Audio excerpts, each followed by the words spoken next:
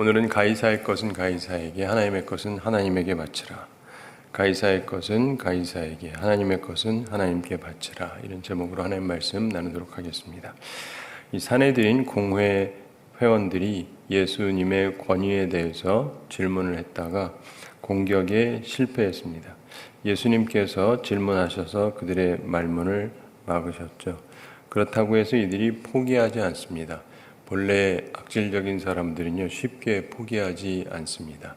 그리고 머리를 계속 써요. 그런 사람들을 접해보셨는지 모르겠지만 이렇게 보면은 진짜 계속 생각하는 것 같아요. 무슨 생각? 나쁜 생각. 무슨 생각? 어떻게 하면 날 괴롭힐까? 진짜 그 생각만 하고 있는 것 같아요. 그리고 딱 모든 게 끝났으면 이제는 끝날 것 같죠? 아니요. 새로운 생각을 합니다. 그래서요, 우리가 웃으면서 하는 말이 있습니다. 마귀에게도 칭찬할 게 하나는 있다. 되게 부지런하다. 끊임없이 이 공격을 해요. 그래서 우리 신앙생활에 피곤함이 존재하는 게 이 마귀가 있으니까 여러분에게도 항상 시험거리가 있죠. 예수님에게도 그렇게 한 건데 오늘 내용에서도 우리가 또한 예수님의 지혜를 배우게 됩니다. 20절 함께 읽어보겠습니다. 이에 그들이 엿보다가 예수를 총독의 다스림과 권세 아래 넘기려 하여 정탐들을 보내어 그들로 스스로 의인인 체하며 예수의 말을 책잡게 하니. 아멘. 이에 그들이 엿보다가 이렇게 말씀합니다. 다른 기회를 살피고 있었다는 것입니다. 쉽게 포기하지 않습니다. 그리고 예수를 총독의 다스림과 권세 아래에 넘기려 하여, 이 얘기는 뭐냐면 정치적인 실언을 하게 하려고 유도하기로 작정을 합니다. 우리나라에서 예전에 있었던 그 오래된 것은 아닌데 이게 그 정치적으로 이렇게 활용을 하는 수도 있어요. 근데 우리나라의 대통령 후보로 제일 지금 꼽히는 사람, 지난번에 나왔다가 간발의 차로 0.7%로 떨어졌던 분이 있는데 그분이 예전에 분당에 어떤 교회를 다녔었답니다. 전 몰라요. 근데 이제 이분이 이제 대통령이 되고 싶으니까 그전까지는 기독교인이란 말을 전혀 안 하다가 갑자기 자기가 기독교인이라고 그러고 교회 열심히 다니고 뭐 주님을 잘 섬겼다는 식으로 얘기를 하는데 뭐 잘 모르잖아요. 근데 이제 기자들이랑 뭐 이렇게 살펴보기도 하고 또 그분 편도 있고 또 반대편도 있을 거 아니겠어요? 그러면서 어떤 교회에서 집사인가 뭐 직분 받아가지고 하는 것처럼 얘기를 했었는데 근데 그 교회 목사님이 한 번은 그분에 대해서 발언을 한 적이 있어요. 발언을 한 적이 있는데 안 좋게 발언을 했습니다. 근데 이게 타이밍이 중요해요. 타이밍이. 예를 들면 이분이 우리 교회라고 치고 우리 이 교회 다닙니다. 열심히 섬기고 있습니다. 그럼 대선 후보인데 목사님이 막 뭐라 그러지는 않지 않겠어요? 근데 타이밍이 그게 아니고 목사님이 이분에 대해서 언급했을 때는 그 훨씬 전이었어요. 훨씬 전이었는데 언제냐면 코로나19가 터졌을 때 그때 교회를 봉쇄를 했잖아요. 기억하시나요? 네. 교회를 봉쇄했습니다. 그리고 특별히 이제 경기도에서 먼저 아주 세게 나왔죠. 이분이 그 당시 경기도 지사를 하고 있었는데 그러니까 목사님들이 화가 많이 난 거예요. 왜 우리 예배 못 보게 하느냐. 그리고 앞장서서 지사가 막 그러고 있으니까 굉장히 기분이 나쁜데 들리는 말에 의하면 그 사람이 당신 교회 다닌다며 이렇게 되니까 이제 목사님들이 그분을 공격을 한 거예요. 여기 같아도 그럴 수밖에 없어요. 우리 하남에 시장이 계시는데 시장이 어느 교회를 다닙니다. 실제로. 그래서 뭔 이상한 일을 하면 우리 목사님들이 모였을 때 한마디 하게 돼 있어요. 잘한다 못한다 하면서. 그러니까 이제 사람들이 당신 교회 다니는데 도대체 어떻게 가르치길래 그 사람 그러냐. 그러니까 이분이 공개적으로 예배 시간에 이제 그 얘기를 했어요. 그분은 우리 교회 교인이 아닙니다. 라고 하면서 우리 교회에 직분 받은 적도 없고 옛날에 출석했는지 모르겠지만 우리 교회는 아니다. 그러니까 이분은 뭐냐면 나 욕먹을 이유 없다라는 얘기를 하려고 한 거예요. 무슨 말인지 알죠? 코로나로 인해서 예배 못 드리는 건 내 책임이 아니다. 이분이 장로교 합동 출신이니까 예배를 굉장히 중시하는 사람 중에 하나일 텐데 그 온갖 욕을 자기가 다 먹으니까 그거를 피하기 위해서 공개적으로 일부러 얘기한 거예요. 그분은 우리 교회는 아닙니다. 출석하지 않습니다. 근데 그러고 한참 지나서 이제 이분만 해도 대선 후보만 해도 그분이 그런 말 했는지도 아마 잘 몰랐을 거예요. 교회 안에서 하는 거니까. 근데 이제 나중에 다닌다고 했는데 사람들이 이제 요거를 편집해가지고 딱 올려버린 거예요. 사람들이 있잖아요. 무서워요. 그래가지고 이분이 이 교회 교인이라고 그랬는데 담임 목사가 직접 답변했다고 딱 했는데 한참 전에 한 거를 찍어가지고 최근에 한 말인 것처럼 딱 영상으로 띄워버리니까 이게 둘 다 곤란해지는 거죠. 둘 다 곤란해지는. 그럼 제가 보면서 처음에는 이게 뭐지? 그러다 나중에 보니까 그런 거예요. 그럼 이런 거를 악마의 편집이라고 하는 거예요. 그러니까 이제 이용을 한 거죠. 그렇게 해서 그분은 거의 이상한 사람이 돼버리고 그리고 또 그 목사님도 대놓고 그 사람 욕한 걸로 되는 건데 사실 그런 의미는 아니었던 것인데 편집을 그렇게 해가지고 딱 띄우면은 사람들이 또 그런가 보다 하거든요. 근데 무슨 말이냐? 여기서도 예수님의 말을 책 잡으려고 하는 거예요. 정치적으로 실언을 하도록 유도하려고 했던 것이죠. 그러면서 정탐들을 보내었다 이렇게 되어 있습니다. 사람을 보냈어요. 이번에는 드러내지 않고 접근하는 방법입니다. 수법을 바꾼 거예요. 처음에는 대놓고 갔죠. 사람들 앞에서 자신들이 우리 그럼 국회의원들이다 하고 이제 갔는데 지금은 이제 정탐을 보냅니다. 그리고 그들로 스스로 의인인 체하며 예수의 말을 책잡게 했다 이렇게 되어 있습니다. 예의 바른 것처럼 가장을 하고 그리고 양심 문제로 고민하는 것처럼 가장하기로 합니다. 이렇게 해서 백성들이 예수님을 불신하게 하려고 계략을 세운 것입니다. 21절 함께 읽어보겠습니다. 그들이 물어 이르되 선생님이여 우리가 아노니 당신은 바로 말씀하시고 가르치시며 사람을 외모로 취하지 아니하시고 오직 진리로서 하나님의 도를 가르치시나이다. 아멘. 그들이 묻는데 정탐들이 와서 묻는 거죠. 보냄을 받은 사람들인데 예수님께 선생님이여 하면서 얘기합니다. 가르치는 분이시다 이렇게 인정을 하는 거죠. 그렇게 부릅니다. 그러나 사실 예수님의 지금 가르침을 받으려고 온 게 아니죠. 그냥 책 잡는 일을 하기 위해서 표면적으로 아부하고 있을 뿐입니다. 그러면서 당신은 바로 말씀하시고 가르치시며 이렇게 얘기합니다. 아주 예의 바르게 접근을 합니다. 예수님이 바른 말 하는 분이라고 하는 것이죠. 그러나 사실은 대단히 영악하고 사악한 사람들이고 교활하고 음흉한 사람들인데 그렇게 접근을 하고 있습니다. 그러면서 사람을 외모로 취하지 아니하시고 오직 진리로서 하나님의 도를 가르치시나이다. 자, 이 모든 내용이 나쁜 얘기가 아니잖아요. 다 좋은 이야기들입니다. 사실인데 이들은 사실 그렇게 믿고 있지 않죠. 그러나 그렇게 말하는 겁니다. 아부성 발언을 하는 것이죠. 사람들 앞에서도 주님을 그렇게 자기들이 존중하고 있다라고 표현을 하고 있습니다. 그러면서 드디어 질문을 합니다. 책 잡기 위한 질문 22절 함께 읽어보겠습니다. 우리가 가이사에게 세를 바치는 것이 옳으니까 옳지 않으니까 하니. 자, 우리가 보면은 당시에 세리들이 모든 어른 남자에게서 인두세를 거두어서 로마에 바쳤습니다. 각자 남자들마다 얼마의 돈을 내야만 했었습니다. 그런데 우리가 가이사에게, 즉 로마 황제에게 세를 바치는 것이 옳으니까, 옳다고 하면 애국심이 강한 유대인들의 반발을 사게 되겠죠. 옳지 않으니까 라고도 질문했습니다. 옳지 않다고 하면 로마의 정부에 대한 모반 혐의를 받을 수가 있습니다. 그 당시에 이건 굉장히 큰 범죄에 해당이 됩니다. 여러분, 세금을 바칠 필요가 없습니다. 내지 마세요. 라고 얘기를 하면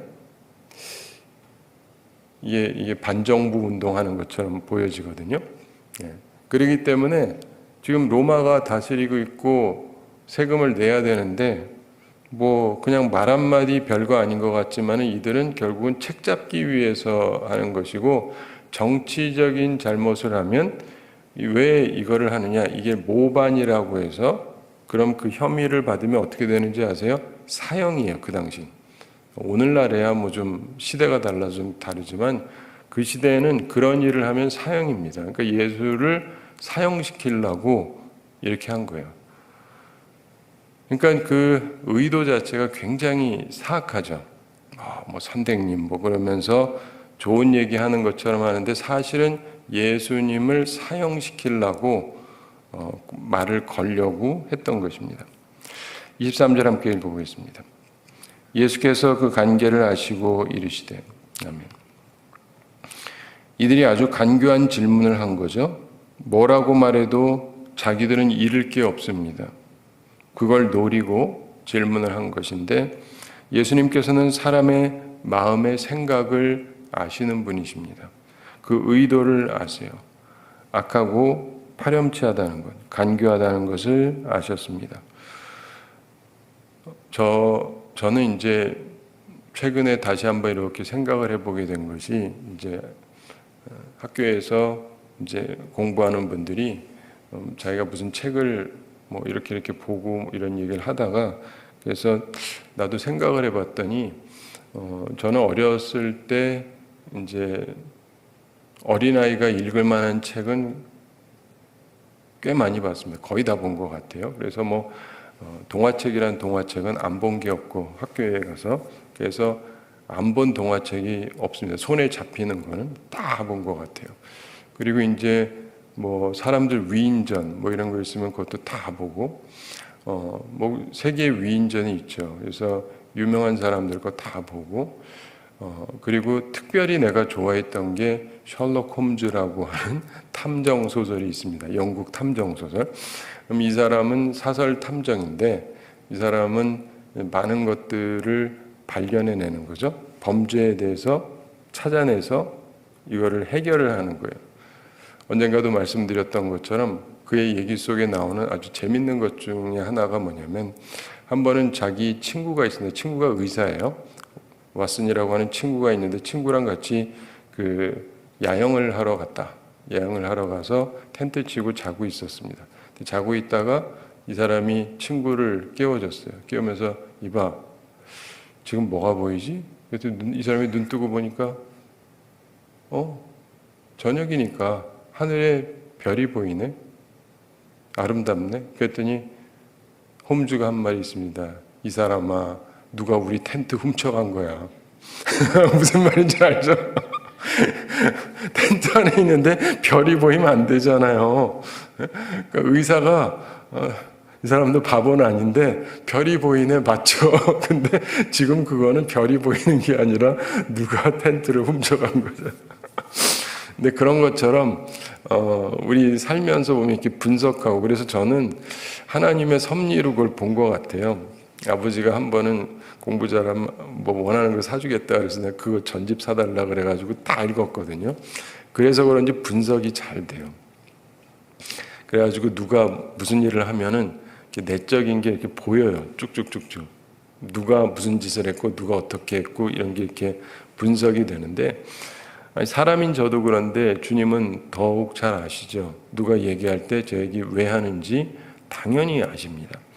그래서 예수님께서 그들의 간계, 요청한 질문, 경건해 보이는 요청이잖아요. 우리가 믿음의 사람으로서 어떻게 해야 되느냐, 결국 이런 얘기죠. 그런데 실제 의도는 예수님을 파멸시키기 위한 질문이었던 것입니다.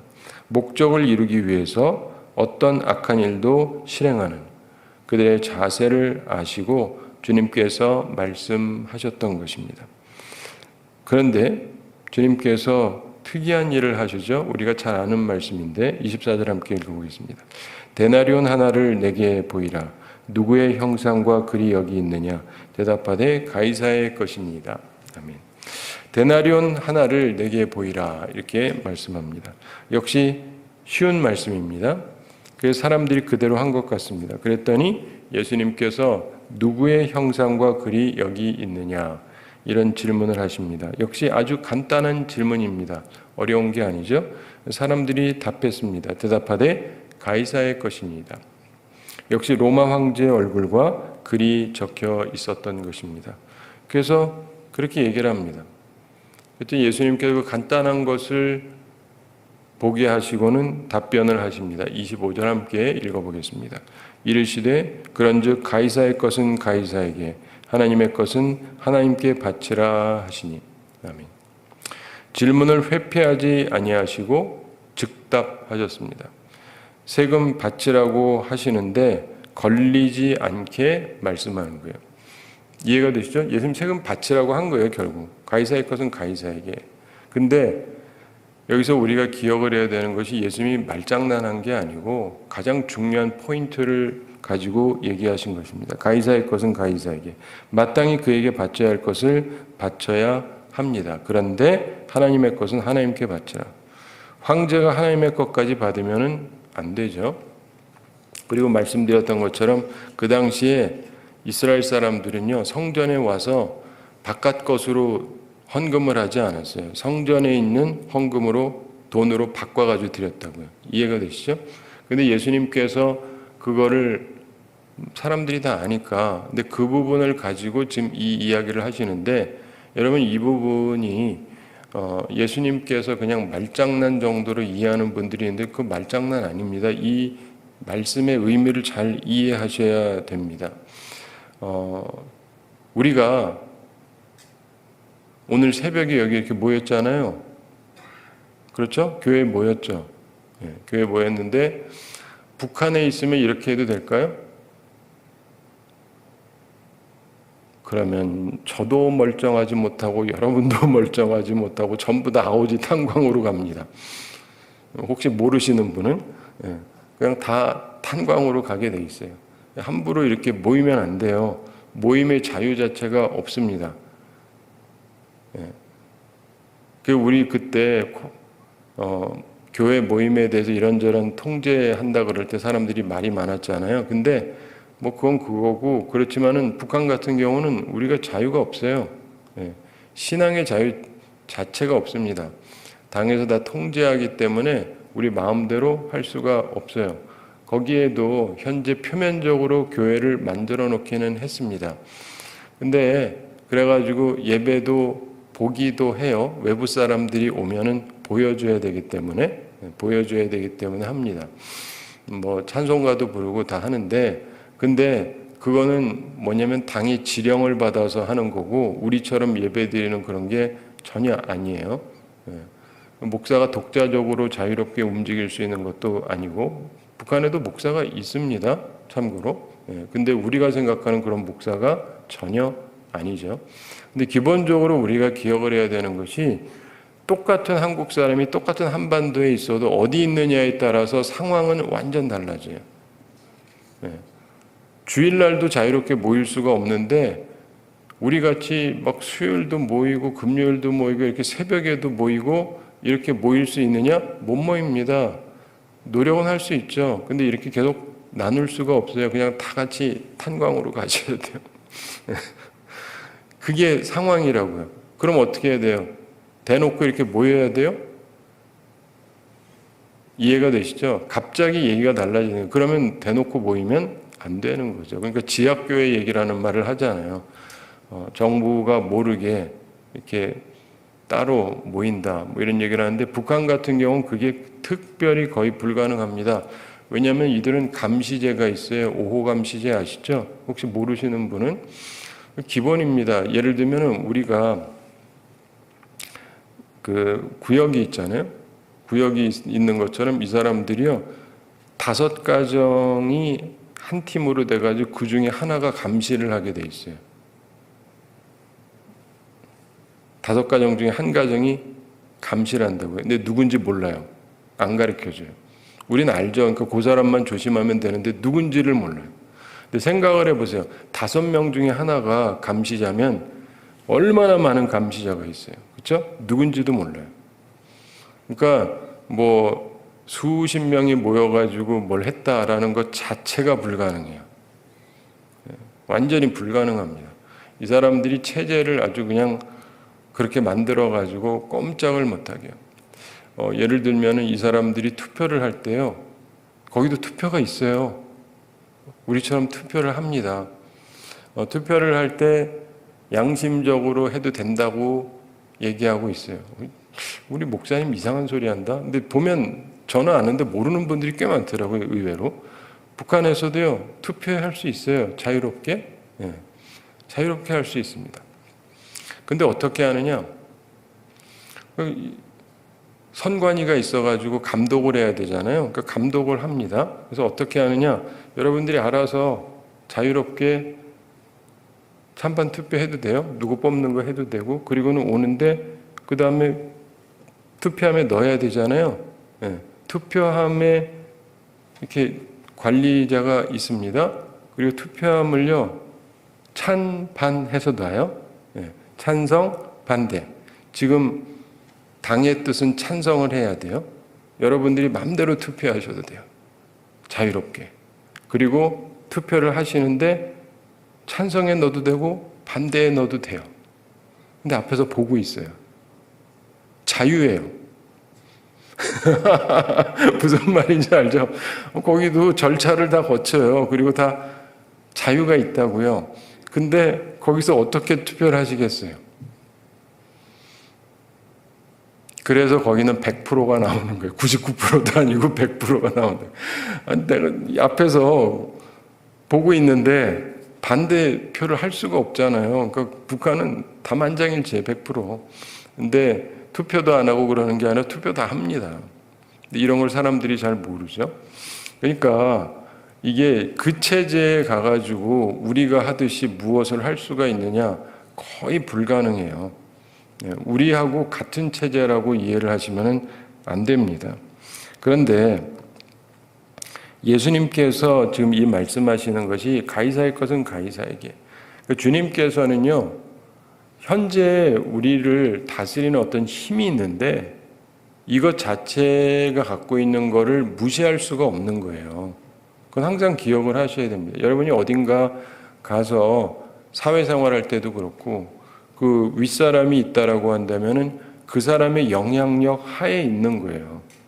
그 사람이 마침 참 좋은 사람이고 믿는 사람들을 잘 이해하고 그래서 배려해주고 그러면 좋지만 그 사람이 기독교인을 싫어하고 주일날 어쩌고 하면서 교회를 간다 그러면은 괴롭히고 뭐 이렇게 하면은 그 괴롭힘을 당할 수밖에 없어요. 그 안에 있는 동안은. 그렇잖아요.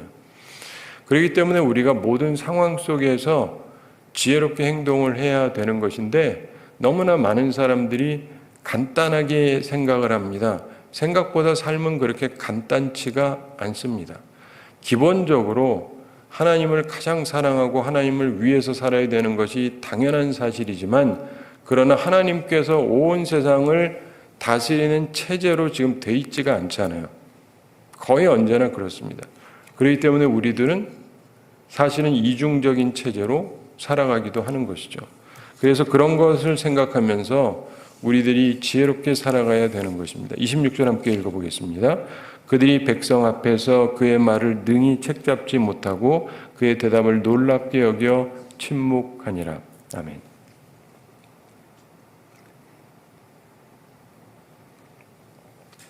그들이 백성 앞에서 그의 말을 능히 책잡지 못했다. 이 그들이 누굽니까? 정탐하러 온 사람들. 지금 와서 예수님을 어떻게 하면 정치적으로 곤란하게 만들 건가를 생각하고 왔는데 그런데 예수님의 말에 능히 책을 잡지 못합니다. 주님의 답변을 그리고 그들이 놀랍게 여겼다. 그래서 침묵했다는 것입니다. 굉장히 명료한 말씀이죠.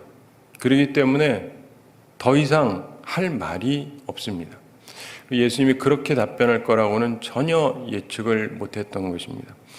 자, 보면은 어떠한 공격도 어떠한 긴장도 막을 수 있고 완화시키실 수 있는 예수님의 능력과 지혜를 우리가 볼 필요가 있습니다. 놀랍지 않습니까? 근데 우리가 바로 그분을 섬기는 사람들입니다. 그분의 제자들.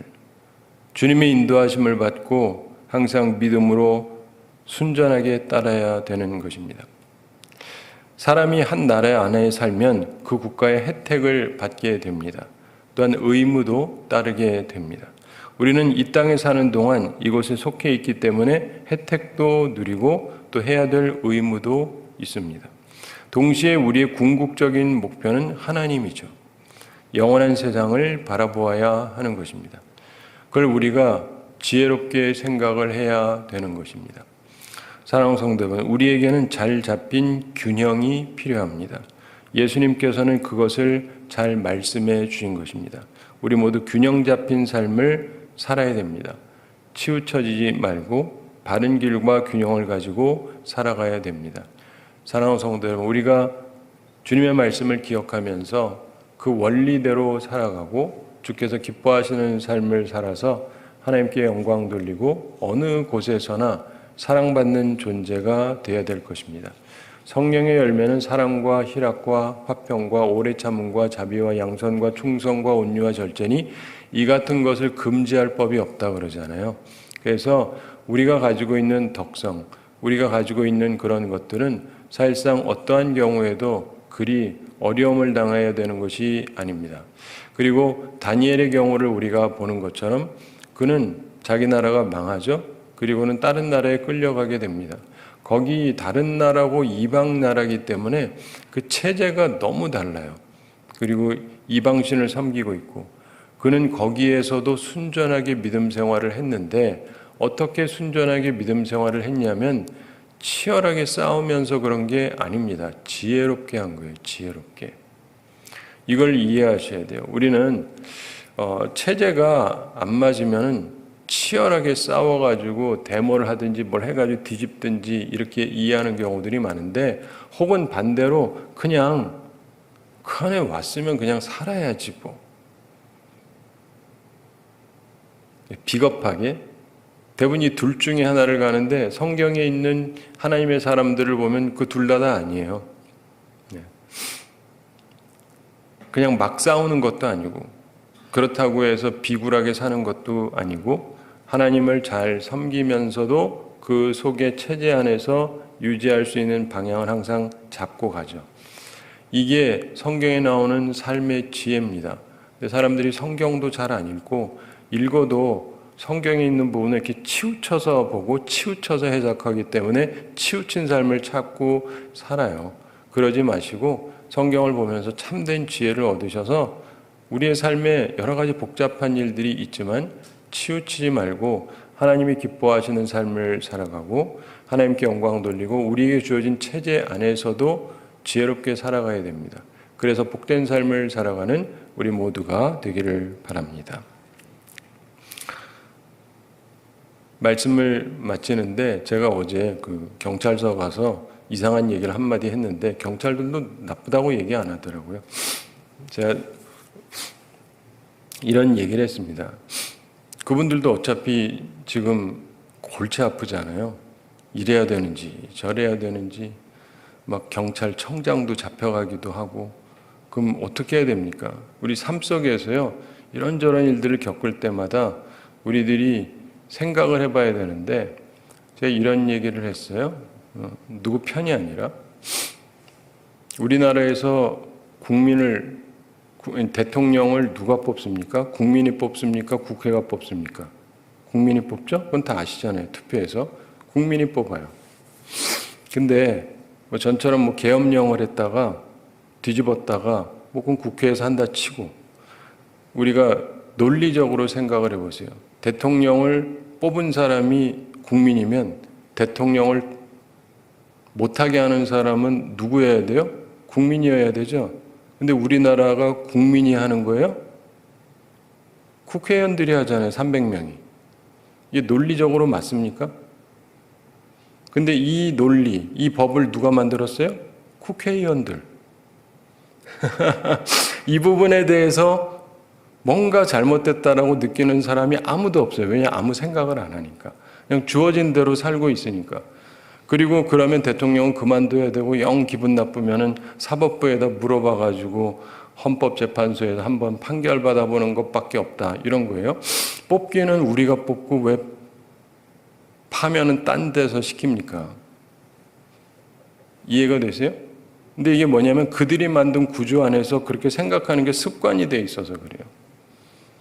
저같이 생각들을 잘 안 하죠. 근데 이렇게 떨어져서 생각을 해보면 구조가 문제가 있는 거예요.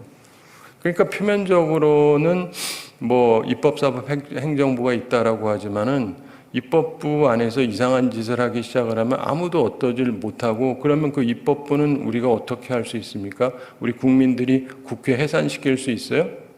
못하잖아요. 왜요? 그들이 그렇게 만들었으니까. 평상시 잘못해도 그 사람들은 특별한 이유가 없으면 잡아가지도 못하고 조사도 못하게 돼 있는 거 아시죠? 그 특권이라 그래요. 국회의원들의 특권. 되게 재밌어요. 근데 제가 이런 말씀 왜 드리냐면 이런 일을 겪으면서 조금씩 생각해 볼 필요가 있어요. 우리가 갖고 있는 체제가 과연 맞는가?